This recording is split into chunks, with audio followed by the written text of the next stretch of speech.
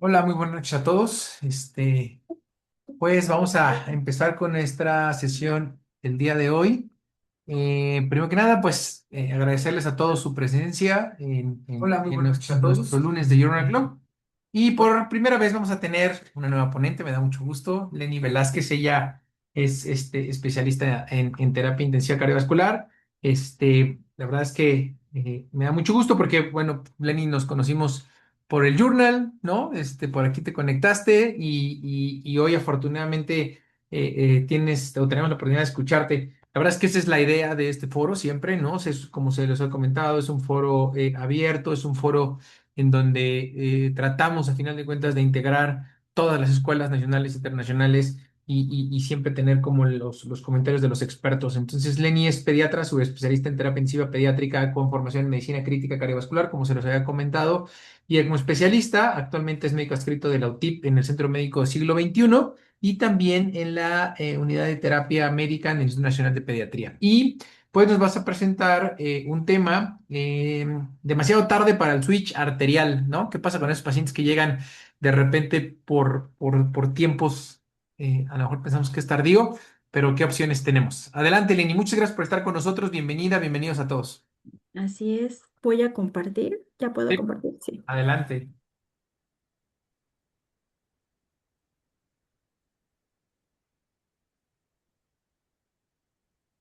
Espérenme, porque siempre tengo Ahí estamos. dificultades Ah, con bueno, ahí esto. ¿Sí? estábamos. Es que creo que... Sí, Ahí estás. sí, ok. Muy bien. Si quieres, ya nada más le puedes poner como modo presentación y listo. Ahí estamos. Ya Perfecto. está, ¿no? Modo presentación. Así es. Hola, sí, buenas noches. Gracias por la invitación. El tema de hoy es la transposición clásica de grandes arterias con septum interventricular íntegro y presentación tardía, solo que pues, tenía que hacerlo un poquito más atractivo. Y bien, para ordenar la discusión, primero quisiera explicar desde qué lugar habla un intensivista cardiovascular con estos pacientes. ¿Ok? Bueno, probablemente algunos se preguntan por qué un intensivista cardiovascular está hablando sobre el momento de la corrección anatómica y la transposición de grandes arterias. No pretendo sustituir la valoración anatómica del ecocardiografista, la decisión técnica del cirujano, ni la evaluación hemodinámica, mucho menos del cardiólogo intervencionista. Mi perspectiva comienza del otro punto, en donde se ven las consecuencias fisiológicas de la decisión que se toman antes de entrar a quirófano. Entonces, en terapia intensiva recibimos al paciente después de cualquiera de los dos caminos. Recibimos al niño sometido a un switch arterial primario tardío, con el riesgo de que el ventrículo izquierdo esté desacondicionado y deba asumir de manera súbita una poscarga sistémica. Pero también recibimos al paciente sometido a preparación ventricular, expuesto a una segunda fisiología que también es compleja, con un bandaje pulmonar, una fístula sistémico-pulmonar, una sobrecarga simultánea de presión y volumen, hipoxemia, ventilación generalmente prolongada, nuevas intervenciones, riesgo infeccioso, etcétera. Por eso, para el intensivista, esta no es únicamente una discusión sobre cuál es el procedimiento a realizarse de manera técnica. Es una discusión sobre qué riesgo fisiológico estamos dispuestos a aceptar, qué complicaciones vamos a anticipar y qué capacidad de rescate tiene nuestra institución de ver a nuestro paciente. Desde esa perspectiva, cuando llega un paciente después de las 3 semanas de vida, nuestra pregunta para el equipo de evaluación prequirúrgica no es simplemente qué edad tiene, ¿no? O sea, preguntaría, ¿cómo está realmente ese ventrículo izquierdo? ¿Qué evidencia tenemos de que no puede asumir la circulación sistémica? ¿Y qué riesgo implica prepararlo si tenemos ECMO? Y finalmente, pues ahí sí, ¿no? Nos preguntamos, ¿verdaderamente es demasiado tarde para realizar el switch arterial? ¿O estamos utilizando solamente el límite de corte para someterlo a una cirugía o a otra? Entonces, el contenido lo dividí en cuatro. Si tú tengo que dar un poco de contexto anatómico y fisiológico para que todos estemos en la misma pues casilla, aunque sé que todos son expertos. Un pequeño punto de la revisión histórica y de la revisión actual. Eso me parece muy importante porque los pacientes, a pesar de que son los mismos desde 1975, que se hizo el switch arterial, las condiciones de la terapia intensiva, las técnicas quirúrgicas, la evaluación prequirúrgica no es la misma. Y eso ha hecho que cambien progresivamente pues los resultados de nuestros estudios. No es que se contradigan, es justamente que se ve la evolución de la terapia y del equipo con ello. Y por último, que es lo que yo quería presentarles un poco más, es el problema de países subdesarrollados como el nuestro, en donde por una serie pues, de circunstancias que no tienen que ver solamente con lo médico, sino con lo social y pues institucional, los pacientes no llegan tempranamente, entonces estamos en otras condiciones, ¿no? Y nos enfrentamos un poco más a estos pacientes. Bien, entonces pues empezamos. Eh, En la TGA clásica existe concordancia auriculoventricular y discordancia ventrículo-arterial, ¿no? La aorta nace del ventrículo derecho, la arteria pulmonar del izquierdo, por lo tanto, la circulación no está en serie, está en paralelo. La supervivencia va a depender de la mezcla a nivel de la aurícula o del ducto y en algunos casos del ventrículo. En este caso tenemos una comunicación, puede haber menos de 3 milímetros para que se mantenga esta fisiología de la que estamos hablando. Entonces, el problema no es que la saturación esté un poco baja, sino que realmente lo que está pasando es que la entrega sistémica de oxígeno está críticamente reducida. Entonces, esto va a producir acidosis, disfunción miocárdica y choque. Entonces, la reanimación comienza antes del quirófano, con prostaglandinas, evaluación de la comunicación interauricular y la realización de una septostomía cuando la mezcla es restrictiva. El intensivista, pues esto lo tiene que tener pues, en cuenta, ¿no? ¿Cuáles son las condiciones pre? Bueno, la resistencia vascular pulmonar al nacimiento es alta, el ventrículo izquierdo al que está conectado, todavía trabaja con una presión cercana a la sistémica, pero conforme cae, que son durante las primeras semanas, el BI queda conectado a un circuito de baja presión. Entonces, esto disminuye el estrés parietal, el estímulo de la poscarga y progresivamente se modifica la masa miocárdica y la geometría ventricular. El punto importante de esta regresión no ocurre así como un switch que a los 21 días ya, ¿no? O sea, ya fue, no se apaga, pero sí debemos tener en cuenta que es un continuo biológico progresivo con velocidad variable entre pacientes. La edad ayuda, ¿sí?, a estimar el riesgo, pero no mide directamente la preparación ventricular, ¿no? Y bueno, en el periodo neonatal temprano tenemos este esquema en donde vemos ambos ventrículos que conservan una masa relativamente equilibrada, el septum está más recto y después al caer la presión pulmonar, como vemos del lado derecho, el ventrículo derecho sistémico domina sobre el izquierdo y desplaza el septum. Esto adquiere una forma clásica de banana. Esta imagen no solamente es pues, estética, traduce una relación de presiones desfavorable y una cavidad de baja carga. El riesgo del switch tardío es exigir a un ventrículo como este que de un momento a otro genere presión sistémica y mantenga un gasto adecuado. El problema combina pues, carga elevada, posible desajuste de la precarga, aparte del edema miocárdico y después de la circulación extracorpórea, la reserva contráctil limitada, etcétera. Este, y pues podemos ver marcadores, ¿no? Pero, por ejemplo, si midiéramos con FEBI, pudiera estar no garantizada la preparación porque podemos tener una FEBI normal o alta, pero pues está precisamente baja porque está bajando contra una poscarga baja previa al switch, ¿no? O al enfrentar a una poscarga elevada. Entonces debemos evaluar la masa, la geometría, presión, volumen y todo el contexto anatómico, no solamente una variable. Bueno, tenemos dos eras.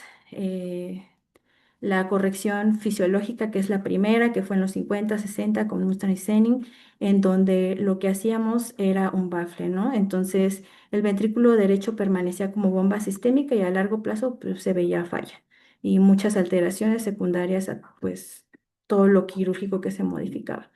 Y en la segunda era, que es la corrección anatómica con el switch arterial, en donde se restaura la anatomía real. El ventrículo izquierdo asume su rol como bomba sistémica y pues posteriormente ya se hizo pues ajustes acerca de la recolocación, el reimplante coronario eh, y, y de todo lo demás, ¿no? Lo que tiene que ver con la bomba. Entonces, 1975 es donde se reporta la corrección anatómica exitosa. Después vemos en 1989 algo descrito como el abordaje de dos etapas o dos etapas rápidas. En esta, lo que ocurre es que en aquellos pacientes con presentación tardía se va hacia una preparación ventricular antes de pasar al switch arterial, ¿no? Por toda esta regresión y desentrenamiento del ventrículo izquierdo. En el 2026, el switch arterial primario sigue siendo el tratamiento de elección, con sobrevida a corto plazo más del 97% en centros expertos, ¿no? Entonces, ¿qué pasa durante 1975 al 2026? Bien, les dije que voy a enseñarles un montón de estudios, pero es para que vayamos viendo pues todos los cambios que se han descrito. En 1984, Castañeda establece una ventana neonatal y pues establece que el switch primario es seguro en neonatos porque el ventrículo izquierdo todavía conserva su preparación fetal. En 1989, como les dije, se hacen los dos estadios con una preparación previa al switch.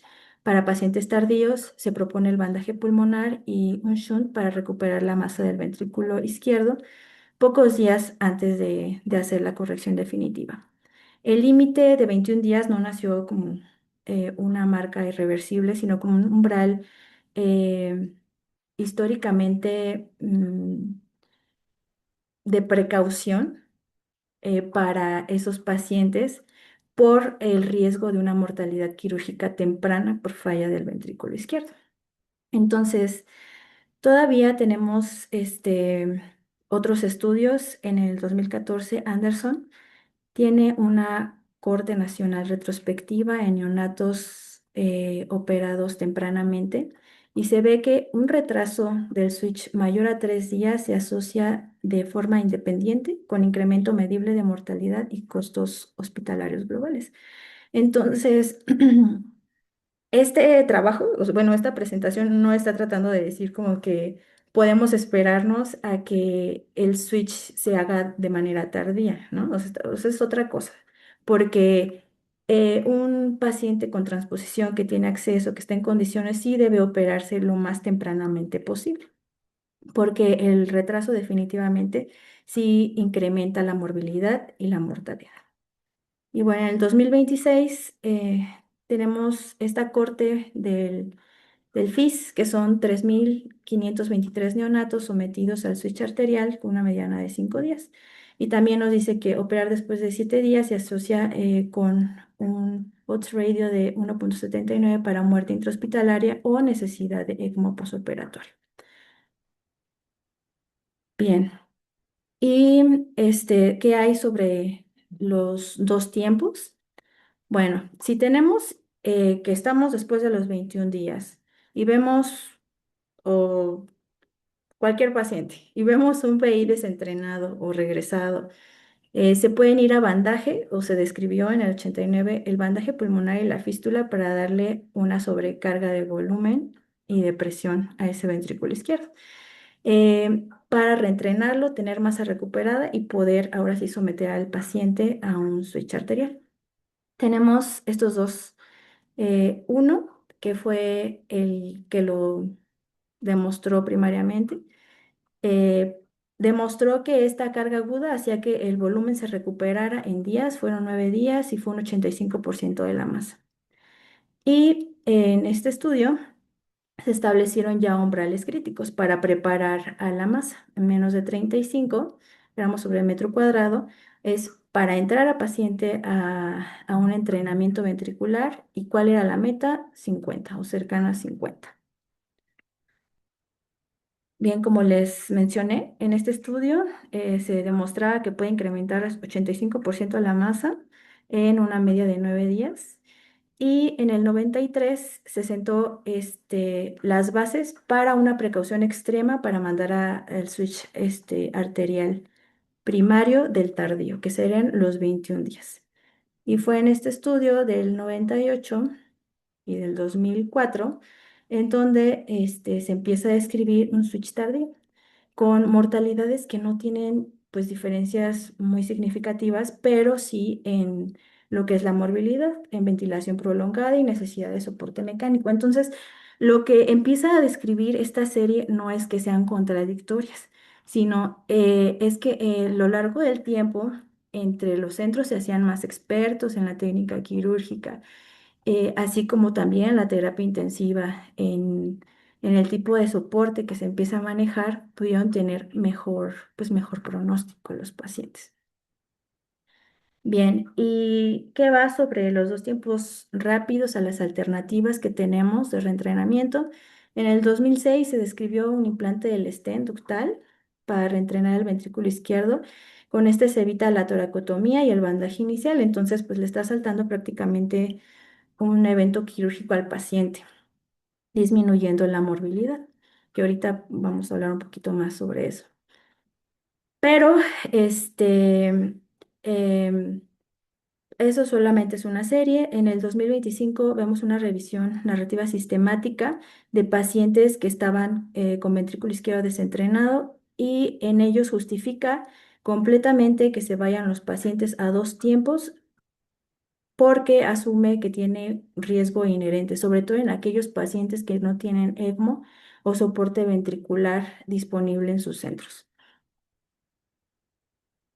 Muy bien, de estas dos series de Bisoy, es una serie institucional clínica en dos tiempos, pueden ver es el mismo autor, 2010-2014, y ven pacientes mayor de 6 semanas, con una mediana de 60 días hasta 9 años, en donde ven que que tiene una mortalidad de 13%, que sí es más alta que los pacientes que entran de manera temprana. En el seguimiento, lo que observaron fue que mejoró la mortalidad, aquí no lo puse, pero sí demostraron que requirieron mayor canulación en ECMO hasta un 20%. Aquí en esta parte lo que vemos son pacientes que tienen un BI que probablemente está desentrenado, entran a quirófano, requieren canulación en un 20% y lo que realizan prácticamente es un entrenamiento con ECMO, ¿no? Un entrenamiento que es normoxémico, que sí tiene los riesgos de la canulación, por supuesto, pero pues ya tenemos una vía que soporta, ¿no? A estos pacientes. Bien, y bueno, estos otros dos estudios que son es un análisis retrospectivo contemporáneo en el 2022 de una transposición tardía con anatomías que son marcadamente desfavorables. O sea, como se dan cuenta también empezamos bueno, las terapias y el equipo empezó a tenerle menos miedo a operar a pacientes. Si antes eran pacientes fuera del tiempo, después eran fuera del tiempo, pero que tenían no una función ventricular tan normal. Y los resultados fueron una recuperación significativa de la masa al egreso, con muy baja mortalidad, baja condición estricta en un umbral cero para asistencia mediante. O sea, quiere decir que lo tenían disponible al pie de la cama. Y bueno, en este estudio del 2025 es un estudio de cortes operadas de menos de 30 días, más de 30 días, son casi el mismo número de pacientes y los desenlaces fueron estadísticamente idénticos al seleccionar rigurosamente a los pacientes tardíos que mantenían un BI morfológicamente preservado. Entonces, aquí no se atrevieron con los marcadamente desfavorables, sino a lo que se alocaron fue al tiempo, ¿no? Pero sí pues seleccionando a sus pacientes con fisiología más, más óptima. Bien, y de este estudio, que no, o sea, esto solamente lo puse ilustrativo, no tiene que ser como mandatorio, pero sí hay reportes que encontré de niños de 3 y 7 años sometidos a switch primario, en donde habían mantenido una función adecuada de su ventrículo izquierdo por protectores fisiológicos. En uno fue hipertensión arterial pulmonar y en otro fue un conducto arterioso grande. Entonces, esto es como otra diapositiva en donde demuestra que la fisiología nos va a mandar más que la cronología. Bien, entonces sobre la evidencia y las guías tenemos que se recomienda realizar el switch primario en neonatos desde los primeros días de vida hasta las 3 semanas, sí o sí, ¿no? O sea, sí, sí se favorece. Nos vamos a ir a un switch primario considerando hasta los 60 días si tenemos disponibilidad y respaldo de ECMO. Eso es. Y también aquí agregaría en los centros expertos con switch tardío, ¿no? Y por otro lado tenemos el switch por etapas, considerado en pacientes de presentación tardía que van a requerir soporte mecánico, o que tienen un BI muy desfavorecido. Muy bien, sobre el objetivo del bandaje, que es esta etapa intermedia, que puede sonar muy bondadosa porque, pues, eh, es una cirugía en donde, pues, los niños no entran a bomba extracorpórea. Este, Está muy subestimada, ¿no? Así, pues, un bandaje. Entonces, la intención es darle una sobrecarga de presión moderada con una relación B y B de objetivo entre 0,65 a 0,7, aunque en algunos textos marcan más de 0,85 y preparar a ese ventrículo. Entonces, los criterios de éxito pueden ser algunos o todos. Son una masa del B indexada a más de 50, una relación del BIB de mayor de 0,85 con un volumen telediastólico del BI mayor del 90% de lo normal, fracción de eyección mayor a 0,5 y un perfil septal abombado de izquierda a derecha o al menos rectificado. Bien, entonces ya tenemos el contexto de cómo ha sido la evolución, de cómo era, pues sí, un estigma lo de la etapa, la edad cronológica, y después cómo nos fuimos soltando un poquito más en ser más laxos dependiendo de la experiencia. Pero, ¿qué ocurre en México y en lugares, por ejemplo, en este lado de la derecha tenemos la India, que son unos artículos que son muy tristes porque describen básicamente la historia de la enfermedad en unos niños que no pudieron tener acceso ni siquiera a las prostaglandinas, cómo el deterioro orgánico se fue presentando y cómo desafortunadamente fallecieron. No es muy ajeno a al contexto de México, si muchos han estado como pediatras pues fuera de los centros, porque la medicina está muy centralizada en México, por si algunos no lo saben. O sea, es casi imposible referir un paciente que nace con una sospecha de una cardiopatía congénita. Ya no se diga de alguien que tiene una prisa como una transposición de grandes arterias. Entonces, tenemos muchas barreras. Uno, es el diagnóstico ecocardiográfico al nacimiento. Yo que agregaría previo al nacimiento, la carencia regional de infusión de prostaglandinas. Luego, la inaccesibilidad a la septostomía de Rashkin temprana. Y por último, pues la referencia a un centro de tercer nivel con capacidad quirúrgica, pues es todavía más difícil, ¿no? Entonces, bueno, este estudio se realizó en un centro de tercer nivel.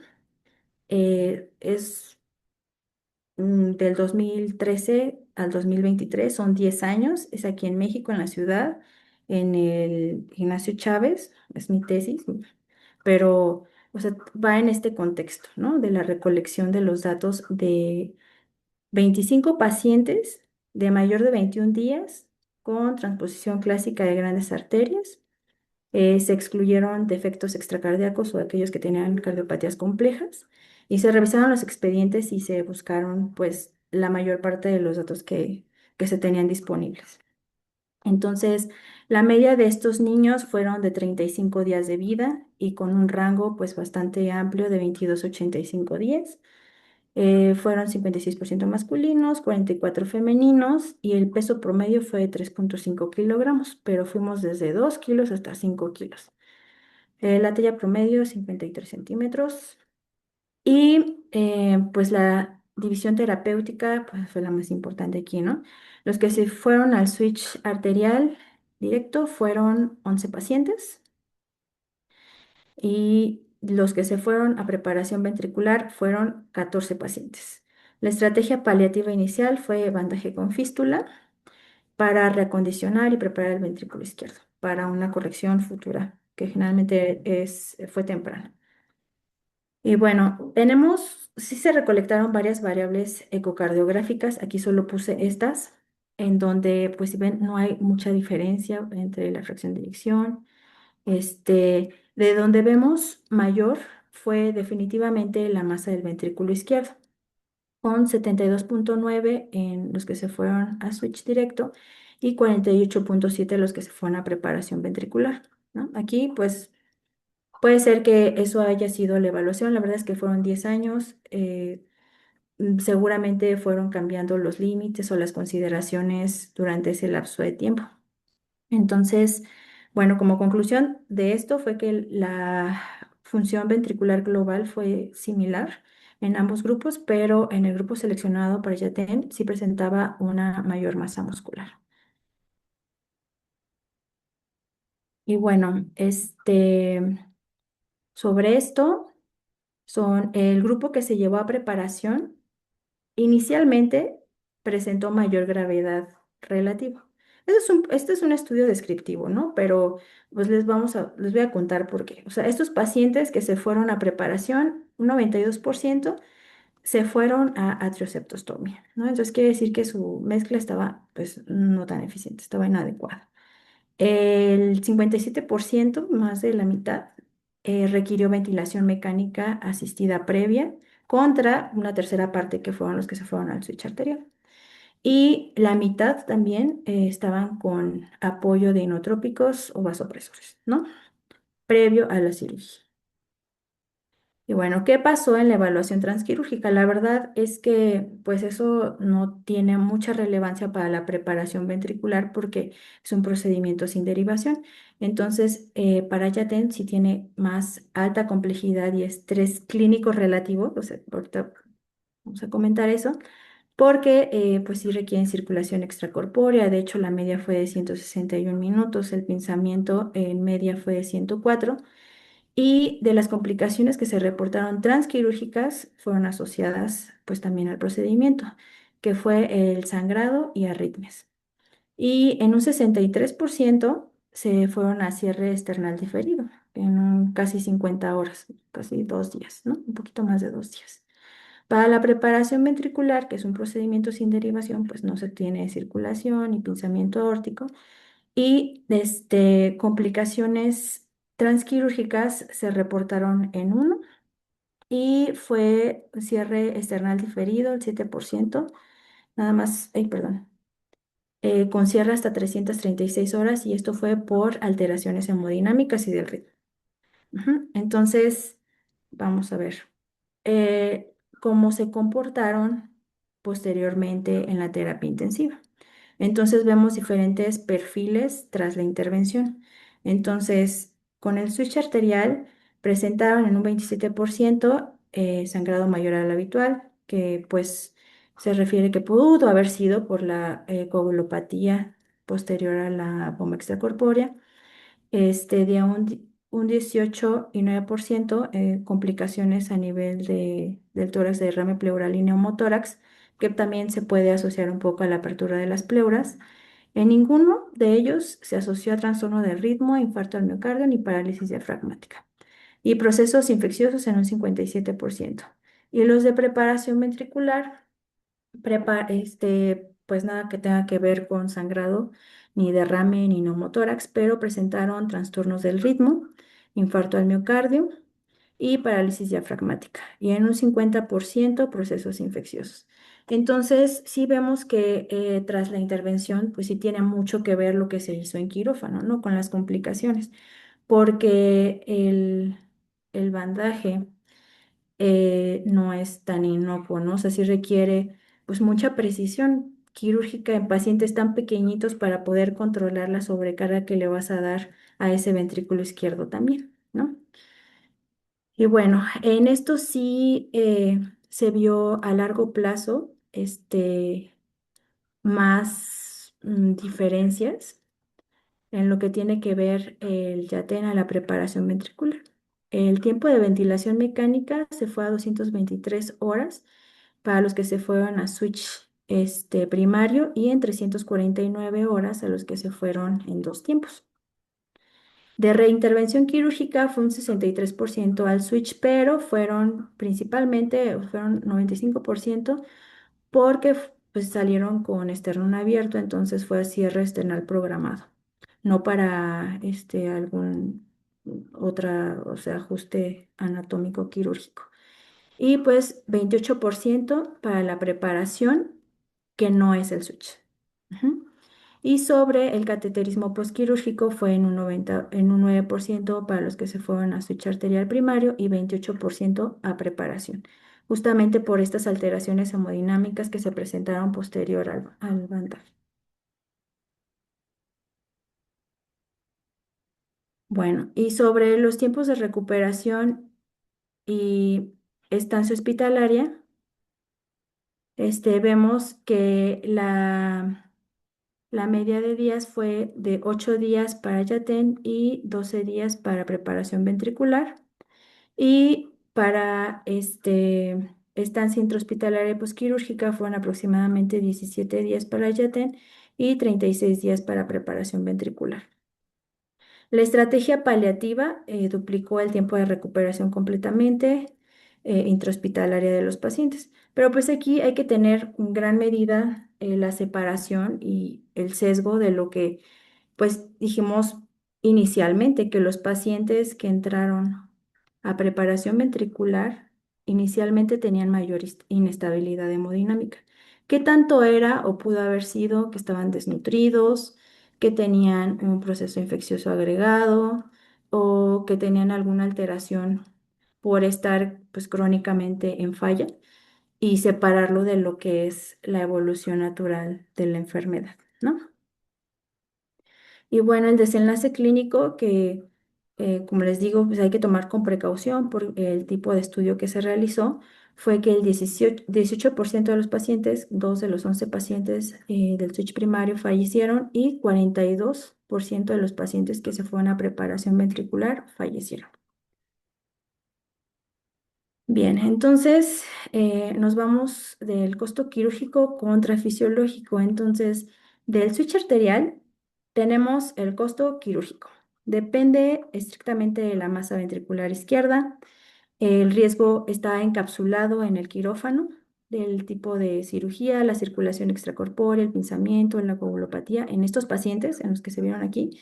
Y el resultado, pues, fue una rápida recuperación posquirúrgica del VI si se soporta adecuadamente la transición. Por otro lado, el riesgo de la preparación, el costo fisiológico, es aplicado a pacientes con mayor inestabilidad previa, que de hecho eso es un sesgo.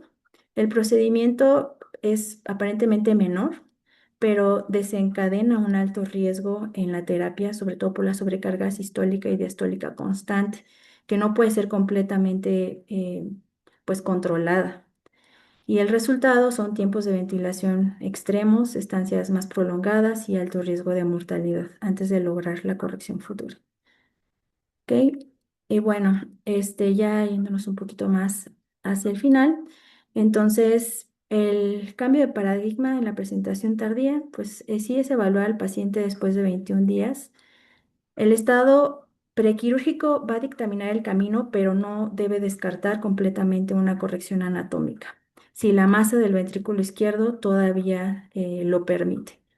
El alto costo de la paliación, que pues puede ser un, un error común que se cometa, que porque el paciente se vaya a preparación ventricular inicial tenga menos riesgo de otras complicaciones, no se debe subestimar. También hay lesiones estructurales y sobrecarga fisiológica masiva, aparte de que estos pacientes persisten con niveles bajos de oxígeno.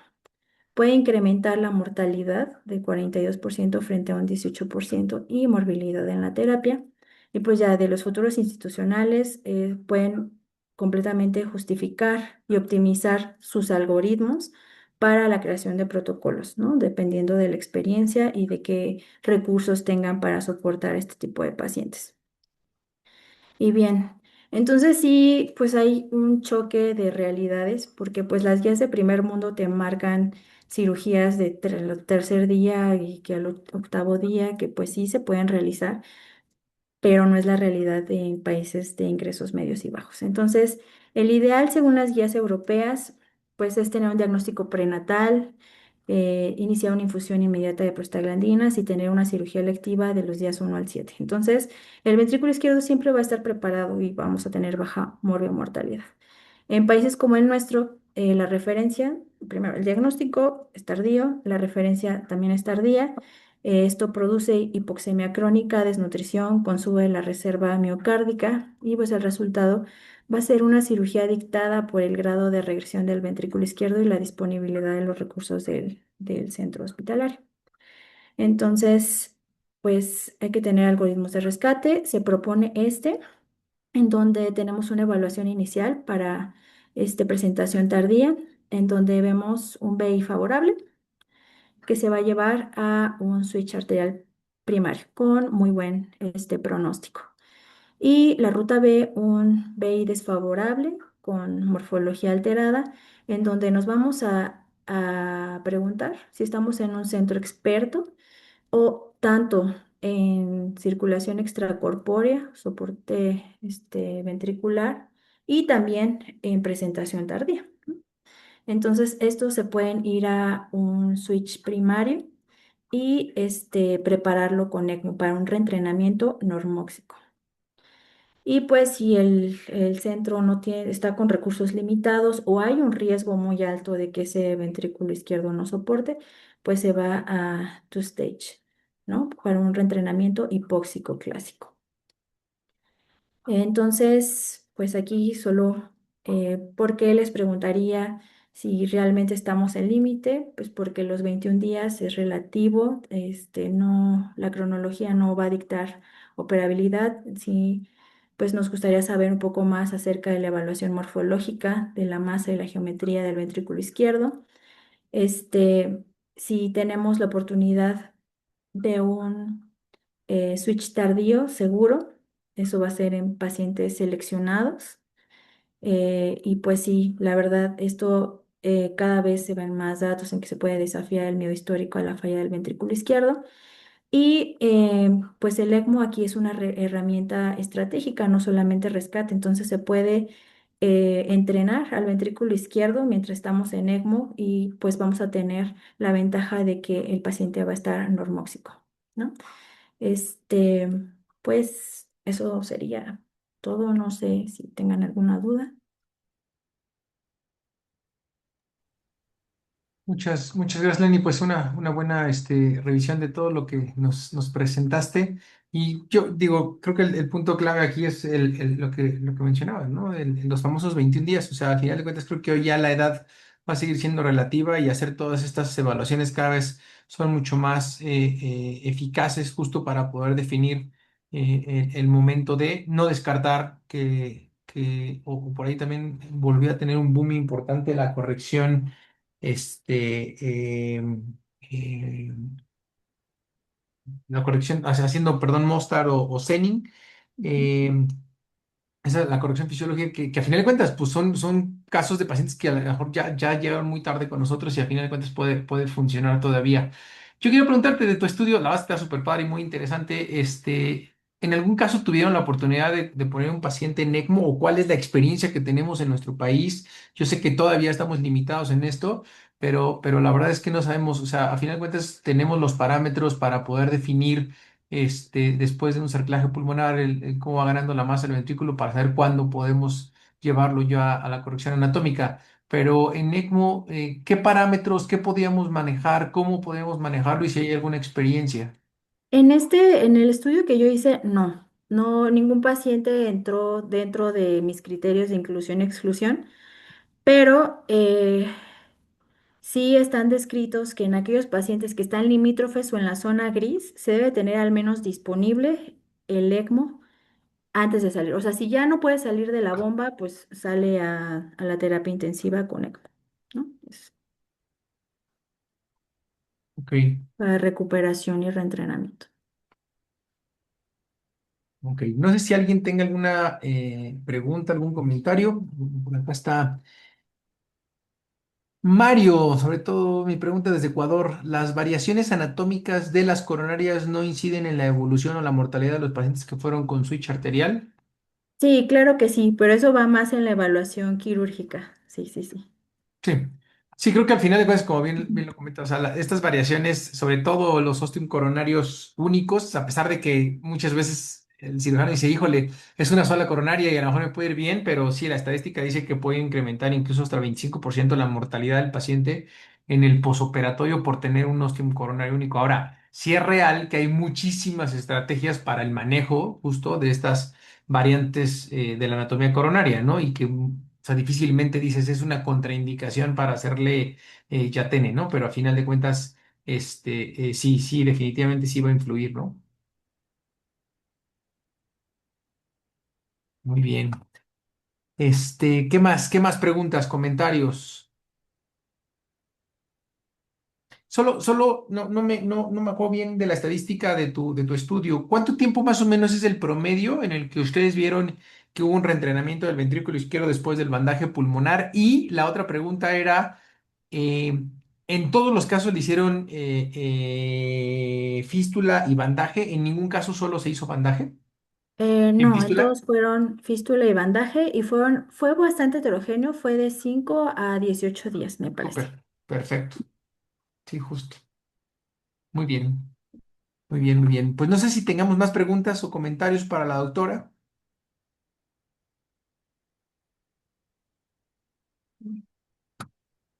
Esperando. Muy bien, Lenny. Pues algo con lo que quieras terminar tu charla. A ver, aquí hay otros saludos desde Ecuador. ¿Cuánto tiempo máximo hasta el Rashkin? De Adrián Oviedo. Adrián Oviedo. No, pues, o sea, eso es una urgencia en la etapa temprana. Generalmente, o sea, o ya llegan los pacientes con el Rashkin, o lo que se pasa es directamente a cateterismo para evaluar qué es lo que requiere, De ¿no? acuerdo. Sí, Así es. hay una otra pregunta de Ecuador, justo ya lo comentamos, el tiempo máximo de entrenamiento del BI, pues no sé si, o sea, tu tiempo dices que fueron más o menos 18 días, ¿no? Ujú. Nosotros por ahí tuvimos un Máximo, caso de un máximo. paciente que desafortunadamente no le fue bien, hubo siempre dudas acerca de la masa ventricular, los reclamos, incluso se fue a su casa, y venía ya citado para cateterismo y en el traslado a finalmente falleció después de tiempo. Entonces, no sé, digo, ustedes fueron 18 días, pues no sé si tengas algún dato de algún Pues entrenamiento en los como tiempo artículos que máximo. recolecté sí fueron hasta meses, pero fueron así extraordinarios también justo, ¿No? como un reentrenamiento lento. De Lo acuerdo, tomé. Ujú. de acuerdo, ¿no? Y sobre todo, pues ahí es la vigilancia y los parámetros que tú vayas midiendo justo para darle el tiempo necesario y que no sea ni más ni menos, ¿no? Bueno, Mario, Kevin López, Susana Rodríguez, todos te mandan felicitar te agradecen la charla.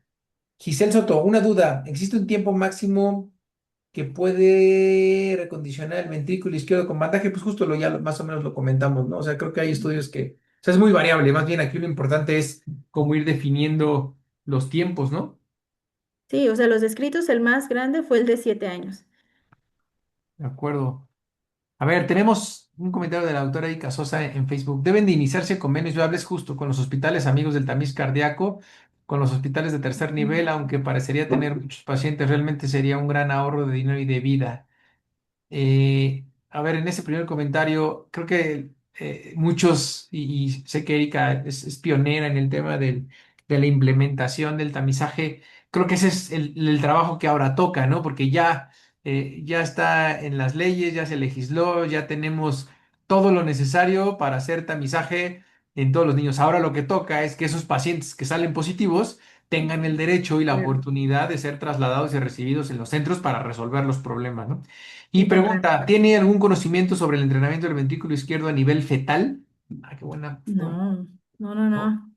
A ver Está si alguien interesante tiene. eso. A ver si Sí. alguien por ahí tuviera como alguna pregunta. El doctor Vini. Adelante, Vini.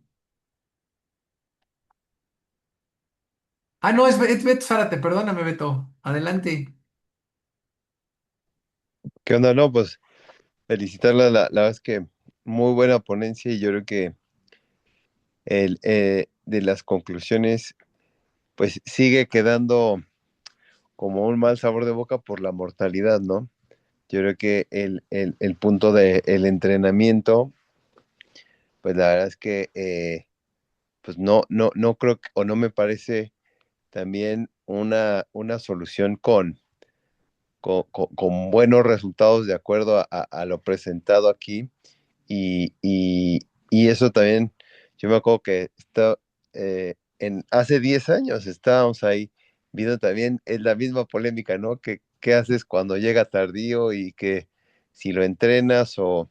Y me acuerdo que revisamos una serie alemana donde, pues sí, ellos les iba mejor, tenían pocos casos, pero pues, iban todos a Yatene y con el soporte del ECMO, ¿no? Creo que esa es la estrategia también efectiva porque como dices, el banding y la fístula ya meten pues variables que son de repente poco controladas en cuestión de la fisiología que quieres obtener, ¿no? Y claro que funciona en el papel, pero como dices, a veces la condición hemodinámica no la logras del todo. Y pues los resultados a mí sí me llamó mucho la atención la mortalidad del paciente preparado, casi el 50%, la verdad es que sí es alto, ¿no? Entonces, yo creo que, como dices, también las conclusiones, como bien dices, Charlie, el punto es tener el tamiz y realmente, pues, valorarlo. Y yo creo que ahorita ya cada vez hay más centros donde pueden valorarlo. El tema es tener la infraestructura para hacer la cirugía en buenas condiciones del paciente, ¿no? Yo creo que eso sí va a generar el cambio y los resultados en México del YATEN. No, y lo que dice en línea, o sea, las guías, ¿no? De transfusión, opéralo al tercer día, del Exacto. tercer al séptimo día, eso es lo mejor, que lleguen, ¿no? O sea, que Sí, eso, sí, sí, sí, eso es sí, como sí. lo interesante y lo oportuno, ¿no? Sí, y las comorbilidades que tienen de repente acá. Yo creo que también en cuestión ahí de la pregunta de la cuestión fetal y demás, pues sí, sin duda no es tan sencillo el diagnóstico prenatal. O sea, hay más factibilidad de hacer el diagnóstico prenatal de otras patologías complejas, pero creo que sí, el poder detectar prenatalmente ya un buen porcentaje de transpuestos pues, va a facilitar mucho más las cosas, ¿no? Pero las comorbilidades o las condiciones que llegan, pues sí complican mucho y yo creo que eso también es parte de los resultados que, que todavía tenemos en México, ¿no? Que todavía nos falta ahí. La serie de dónde es que ya no llegué al principio, pero está interesante. Ah, no, esta serie es de ellos, de aquí, es su tesis de Lenny en el Instituto Nacional de Cardiología, por eso está buenísimo. ¿Del instituto? Sí, sí, Ujú. ¿verdad, Lenny? Sí, Ah, sí, sí, sí, sí. Ah, pues la verdad es que está muy padre y te digo, la verdad es que sí llama la atención te digo, pues la mortalidad en la preparación y todo, yo creo que es complejo, ¿no? Es complejo y sí, yo creo que sobre todo el transpuesto, yo creo que es el tiempo, ¿no? Yo creo que no hay otra respuesta, yo creo que la técnica quirúrgica y demás ya se ha hecho buena curva en varios centros, entonces yo creo que si llega en buenas condiciones, se podrán ir mejorando poco a poco los resultados. Y esos niños tardíos, ese es el problema. Pues, ¿qué les ofreces? Yo creo que operarlos y tener el ECMO disponible, que seguramente un niño ya de más de 3 meses y demás pues, va a requerir el ECMO sí o sí, ¿no? De acuerdo, Así es. de acuerdo, de acuerdo. Pues más felicitaciones. Comentaba Erika acerca de lo del tema del entrenamiento del ventrículo. El doctor comenta, el doctor vuelve que en teoría no se necesitaría. Parece que, y me decía Erika que en el Boston están haciendo algo. No sé si más bien el entrenamiento lo están haciendo para rescatar el vello hipoplásico. Ujú. Creo que eso es lo que están tratando de hacer, pero no estoy seguro del ventrículo izquierdo para transfusión, que como dice el doctor, en teoría no se necesitaría, pero ahí Ujú. lo checamos y lo buscamos. Bueno, pues, ¿qué más? ¿Qué más, Lenín? Pues nada más, no sé, Ah, de aquí Mari. está la doctora Mari Carmen. Sí. Ahí te va. Creo que justo el éxito podría radicar en el tiempo de preparación. Mientras más tiempo se exponga el paciente a poscarga elevada, la mortalidad puede aumentar. Bueno, Justo alguna vez me tocó ver un ventrículo que se preparó de envío a casa y cuando volvió fue meses después el ventrículo de hipertrofia demasiado. Sí, la verdad es sí, que sí, creo que sí. es de las cosas que siempre platicamos del cerclaje, ¿no? Que cuando te enfrentas a un niño que haces un cerclaje de la arteria pulmonar y lo tienes que corregir y tiene este grado de hipertrofia en las patologías que Sí. quieras, ¿eh? O sea, en el canal AB, yo tuve un caso de un canal AB ahí terrible que Terminan pobre en niño, que fisiología sí, ventricular. exacto. Entonces creo que ese es el punto importante, ¿no? La doctora Flor María Pancha, adelante.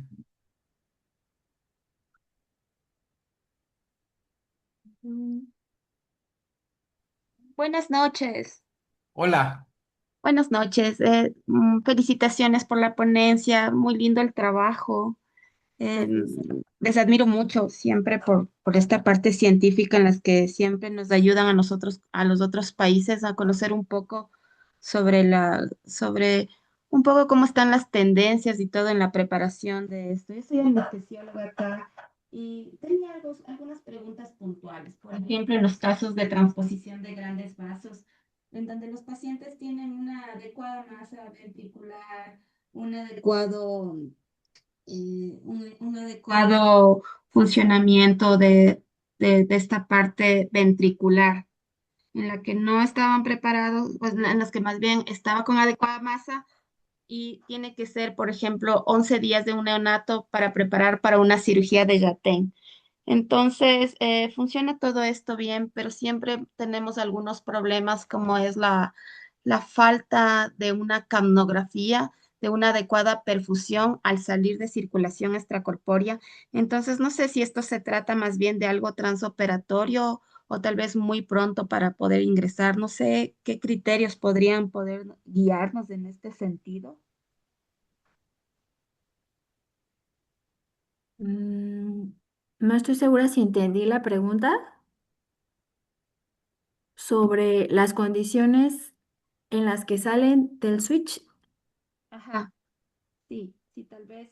O sea, que eh, entran con buenas condiciones de un ventrículo izquierdo, Ujú. pero en el trans presentan, sí, es que el reto es justamente, el riesgo es el quirúrgico, es lo que se ha descrito en lo que es el YATEN, ¿no? Generalmente, como o en las condiciones adecuadas, la evolución posquirúrgica sería favorable si entró con condiciones adecuadas, ¿no? Sobre todo si el ventrículo está bien preparado. Y tal Pero vez, a lo que se arriesgan es, el riesgo es el quirúrgico, el mayor. mm, el mayor. Pero Ajá. tal vez en esto, aparte de haber una adecuada masa ventricular, eh, puede suscitarse que estos pacientes presenten una hipertensión pulmonar que no estuvo estimada anteriormente a través de los exámenes de ecografía. Digamos, tener una presión sistólica de la arteria pulmonar con un gradiente de ductus arterioso de 75 milímetros de mercurio y de pronto esto se vuelva un problema al momento de salir de circulación extracorpórea. Pues teóricamente el ventrículo derecho sí está preparado, estaría preparado para recibir ese tipo de presión. El problema principal sigue siendo generalmente el ventrículo izquierdo. Entonces, sí puede presentar hipertensión, o sea, sí puede presentar hipertensión pulmonar, pero no sería como el mayor riesgo posoperatorio, Ok, muchas gracias, Doc. teóricamente, ¿no? Sí, gracias. De nada. O no sé si alguien tenga algún otro. Sí, yo creo que a lo mejor en el paciente posoperado tardío, ¿no? O sea, a lo mejor Ujú. esos pacientes que están ya un poquito más grandes, etcétera, que sí puede tener ahí por el hiperflujo que tuvieron ahí Claro. prolongado antes de la cirugía, ¿no? Y que haga Y la disfunción exposición ventricular o a edema, exacto. alto grado de oxígeno. Exacto. Claro. Yo creo que eso podría ser como algo más tardío, ¿no? Que se puede Ujú. presentar.